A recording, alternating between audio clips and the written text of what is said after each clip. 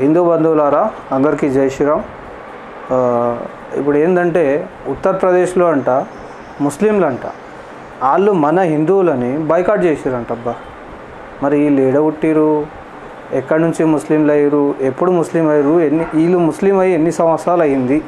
హిందువులను బహిష్కరించడం, ఇబ్బందులు పెట్టడం, పంటలకు నీటిని వదలకుండా చేయడం, ఇలాంటివన్నీ పాకిస్తాన్, బంగ్లాదేశ్ లాంటి దేశాల్లో మనం తరచూ చూస్తూ ఉంటాం. కానీ ఈ తరహా ఘటనలు భారతదేశంలోనే చోటు చేసుకుంటూ ఉన్నాయనే విషయం మీకు తెలుసా? ఉత్తరప్రదేశ్ రాష్ట్రంలోని ఓ గ్రామంలో హిందువులను సామాజికంగా బహిష్కరించి వారిని ఎంతగానో ఇబ్బందులకు గురి చేస్తున్నారు. హిందువుల షాపుల్లో ఏదీ కొనకూడదని చెప్పేశారు. హిందువుల పొలాలకు నీటిని వదలడం లేదు. అలాగని ఎవరైనా ఈ నిబంధనలు పాటించకపోతే ఏకంగా 5,000 రూపాయల ఫైన్ వేస్తున్నారు. ఈ ఘటనపై హిందూ సంఘాలు ఇప్పటికే స్థానిక అధికారులను అలర్ట్ చేయగా వారు మాత్రం అబ్బే అలాంటిది ఏమీ జరగలేదంటూ నీళ్లు నములుతూ ఉన్నారు. ఈ సోషల్ బాయ్కాటింగ్ గురించి తెలుసుకున్నాక మన హిందుస్థాన్లో ఉన్నామా లేక పాకిస్తాన్లో ఉన్నామా అనే అనుమానం కలుగుతుంది.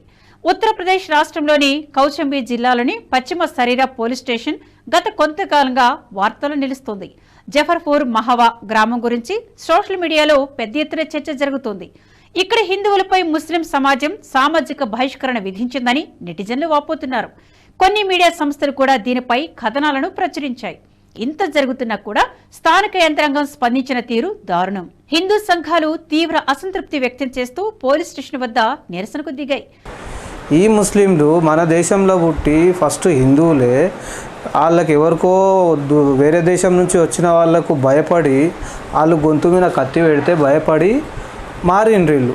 అంతే తప్ప నిజమైన ముస్లింలు అయితే కాదు కదా. మన భారతదేశంలో నిజమైన ముస్లింలు ఎవరున్నారయ్యా?